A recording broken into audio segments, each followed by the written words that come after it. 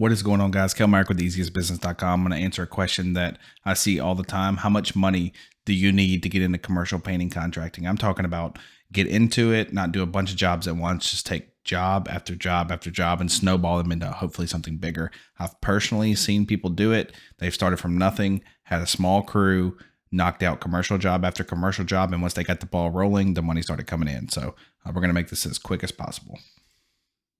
So really it depends. So there's a couple things it depends on: payment terms from the general contractor, project scope and size, number of employees that you employ, and your overhead and miscellaneous expenses. And throughout this little short slideshow, we're going to put employees and overhead because they're kind of the same thing, right? We're going to put them in the same category. So payment terms, this is likely going to be your biggest factor in determining how much cash reserves you're going to need.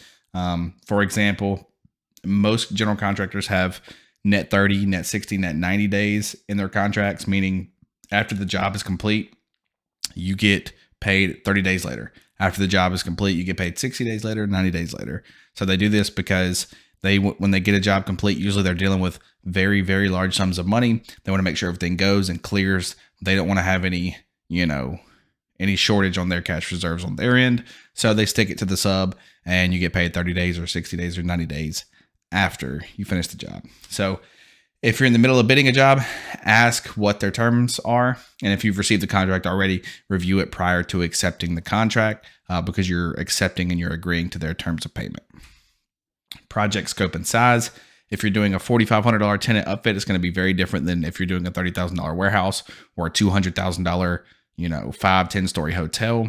Whatever it is, you're going to be able to do things easier if it's a smaller job at first. So scope items also can vary greatly in cost and time. I mean, you have to be familiar with your capabilities as a business. You have to know what you can do. You have to know what your crew is able to do. And if you're not able to do it, please don't do it because you will get yourself in a pickle. I am here for consulting. If you're worried about an upcoming bid, go to my website, give me a call, book a consult with me, $300. I know that seems kind of high, but I have to take time out of my day and sit with you for a couple of hours. I'm taking away from money-making activities I'm doing during the day to sit with you. But if it's something super important, don't do it unless it's something super important. So, but I can always do that with you if you're worried about a job that's coming up or you're worried about something that you really want to get, you really want to lock down. When you bid it, give me a shout. Overhead/employees. If you're a hands-on owner with a small crew, you're obviously capable of lasting much longer. As far as, the net 30, 60, 90, you can stretch your expenses out a lot further if you have basically just a skeleton crew running things, if that makes sense. If you're the owner, if you're on site, if you don't have an accountant, if you don't have a front desk lady, a secretary, an assistant, all this stuff that eats up money. If you're just paying for your insurance, your one truck, you're not paying for 10 vans or whatever, you can obviously last a lot longer. So you may need to rethink your project size.